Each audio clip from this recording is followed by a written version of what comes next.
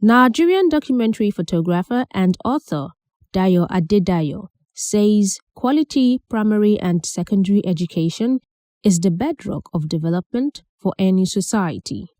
Speaking in an interview with the News Agency of Nigeria in Lagos, Adedayo says if he is in position of authority, such as the president, he will build more prisons and also make it a punishable offense for parents who do not provide their children with adequate education. If I'm to be the president of Nigeria, then I have a control of all the states or of the nation. What I will do is this. I will build more prisons. That's the first thing I will do. I will build more prisons. After building prisons, I will sign an executive order that if your child is not in school, you will be jailed. No option of fine. That's number 2. Number 3, I will pay teachers much more than anybody working in the oil and gas. So you make teaching attractive.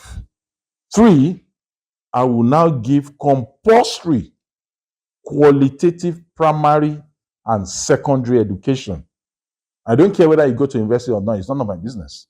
But qualitative primary and secondary education. Then I will set up technical schools for those, because not all of us have the brains. I can't be an engineer, that's why I'm taking pictures. I'm not a serious person. So taking pictures is not a serious business. You just have to have an eye for it. I can't be a teacher. I can't be a lawyer or an accountant, but that's what I know how to do. But if there are technical schools that can take care of those who do not have the ability to pursue education up to university level, they cannot take up all those skills. Then lastly is the values. We've lost our value system. Everything is money, money, money, money, money. And unfortunately, money is not it for me. Money is just a paper. It's when you don't have it that you think it's everything. But if you have a skill, money will come to you. If you don't have a skill, there's nothing. And that is why you see a lot of the young folks going into Yahoo, Yahoo, Yahoo Plus. And I'm 60 now. I've never seen anybody doing Yahoo that lasted 10 years. I've never seen anybody that went into armed robbery that did it more than 10 years. I've never seen anybody that went into fraud or anything, name it, that is negative, that will last a decade. It's absolutely impossible. Nature is not designed that way because it's unnatural, and whether you like it or not, the system will catch up with you. And that's the way it works. And if the system doesn't catch up with you, whatever you think you've gathered, you will lose it. And there is no subnational. I will say it again. There is no subnational that can do that. And that is what happened to some states in Nigeria when some states declared free education, free health.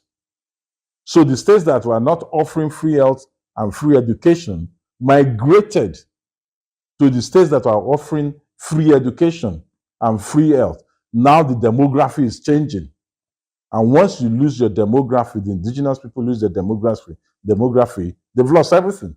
So that means a foreigner can have economic and political power.